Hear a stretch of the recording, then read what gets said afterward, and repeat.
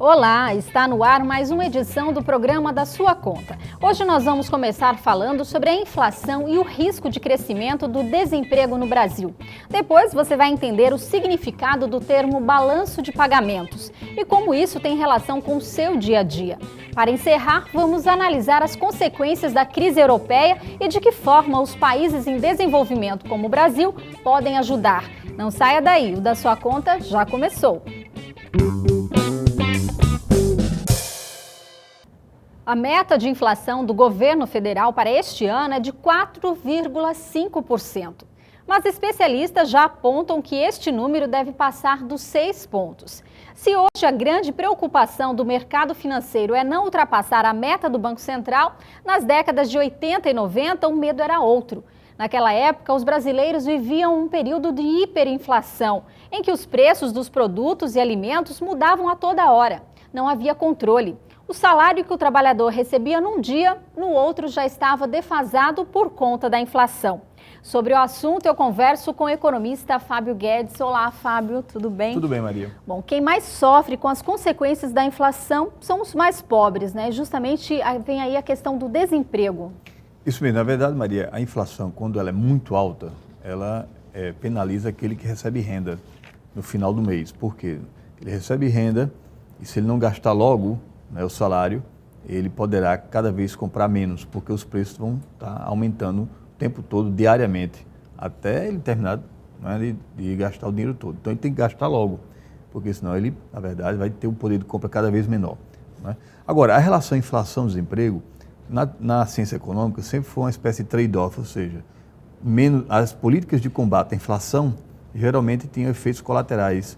Elas diminuíam a demanda, o consumo, né, diminuiu o aquecimento da economia. E isso, consequentemente, gerava desemprego. Então, na verdade, quanto menos inflação, maior o desemprego.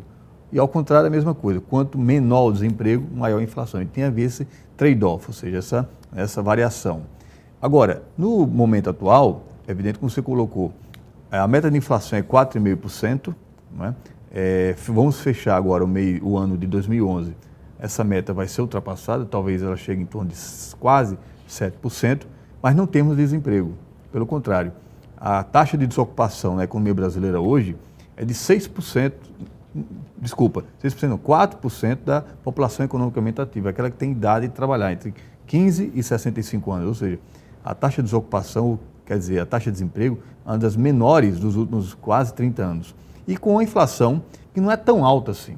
Não é tão alta se a gente comparar com a década de 80, principalmente, quando a inflação ela bateu, né, a casa dos 3 dígitos no Brasil.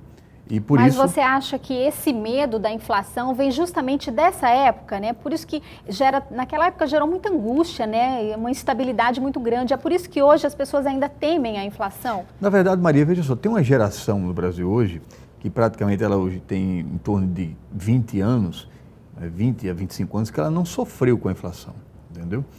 Aqueles que têm medo da inflação, viveram com a inflação lá atrás, sabem muito bem como é que o problema afetava as suas vidas. E os determinantes da inflação lá no passado eram fatores muito complicados, muito complexos, principalmente o alto endividamento externo que o Brasil tinha, né, com credores internacionais. E os impactos disso na economia nacional provocavam inflação. Hoje em dia não, a inflação, para quem viveu aquele momento lá atrás, hoje ela é muito confortável, em torno de entre 4,5%, 2 pontos para cima, principalmente 6,5%, 7%. Então hoje a inflação, na verdade, ela afeta principalmente quem empresta dinheiro, não necessariamente quem vive de salário. Agora, essa questão da inflação, né? Foi nessa década, né, foi em 85, mais ou menos, que surgiu o indexador, né? Que foi Isso. o IPCA, que continuou, teve algumas variações, mas hoje ele ainda é esse indexador, né, da inflação. Na verdade, a economia brasileira ela tem uma parte, né, dos preços que são indexados. Ou seja, o que é uma indexação? É quando você tem uma inflação passada, tá certo? Que essa inflação passada, ela é repassada, corrige os preços do presente. Então, na verdade, você indexa, né, a inflação passada aos preços do presente e você faz a alteração dos preços para frente. Então, tem algumas partes, por exemplo, o IPCA, que ele base, né, do cálculo de alguns preços na economia brasileira, o IGPM, por exemplo, para aluguéis, né? Então tem uma parte da economia que é indexada. Você traz para hoje a inflação passada e qual é a consequência disso? Você cria uma expectativa no mercado de que a inflação, né, trazendo a inflação passada para o presente, vai ser tanto. Então os atores econômicos se antecipam a isso e acabam precificando no momento atual, né, se antecipando a esse indexador. Aí você tem um processo de escalonamento inflacionário. O termo de economia que vamos explicar hoje também serve para entender esta ameaça da alta da inflação. Você sabe o que é balanço de pagamentos? Não? Então você vai saber agora. Fábio, explica pra gente o que vem a ser, né, esse balanço de pagamentos. O que tem a ver com a inflação? Então, Maria, o balanço de pagamento é o quê? Toda empresa tem um balanço contábil, né? Tem um registro das operações, dos fluxos de caixa de entrada de mercadorias, saída de mercadorias, pagamentos recebidos, pagamentos, né, a receber. Então tem um fluxo contábil. O balanço de pagamento é o fluxo contábil, né, de todas as operações financeiras e econômicas de um país com o resto do mundo. E essas operações elas são registradas em moeda estrangeira, convencionalmente registradas em dólar, né? Então o que é que tem a ver isso com a inflação? Então, por exemplo, quando você tem um fluxo contábil muito negativo, ou seja, você precisa de mais moeda estrangeira do que você tem moeda estrangeira, então você tem um efeito no câmbio, né? Nesse caso de desvalorização da sua moeda e valorização da moeda estrangeira. Por quê?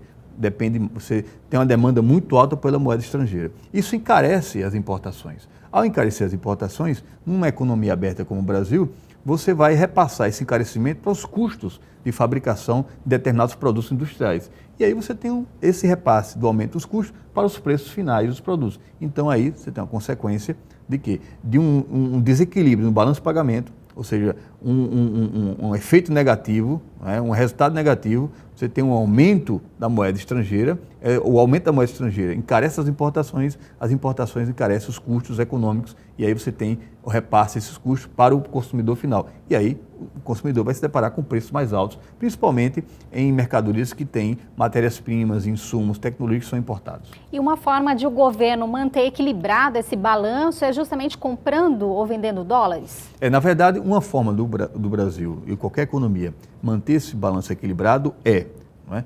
Exportando muito, vendendo muito lá fora. Ao vender lá fora, você acumula dólares. Então, você acumula dólares, esses dólares irrigam o mercado cambial e atendem à demanda daqueles que compram dólares. Então, isso é uma maneira de você manter o balanço equilibrado. Outra forma é você atrair investimentos. Então, uma empresa, por exemplo, vem da Alemanha, vem dos Estados Unidos, investir no Brasil. Ela traz dólares ou euro, faz o câmbio para o real, o Banco Central fica com os dólares e a empresa faz os investimentos em real, paga salário, compra matéria-prima, tijolo, cimento, máquina, assim por diante. Então, e outra maneira é você atraindo investidores, aplicadores financeiros, que no momento em que, por exemplo, uma Petrobras, ela vende ações no mercado, na bolsa, então vem um investidor lá de fora, traz dólares, faz o câmbio, compra o real, o Banco Central fica com os dólares e eles compram as ações da Petrobras. Então, existem algumas maneiras que permitem com que o governo, e no caso o Banco Central principalmente, possa monitorar o balanço de pagamento e tenha políticas para que esse balanço de pagamento fique equilibrado. E isso é monitorado constantemente? Isso é monitorado, eu diria, instantaneamente, praticamente.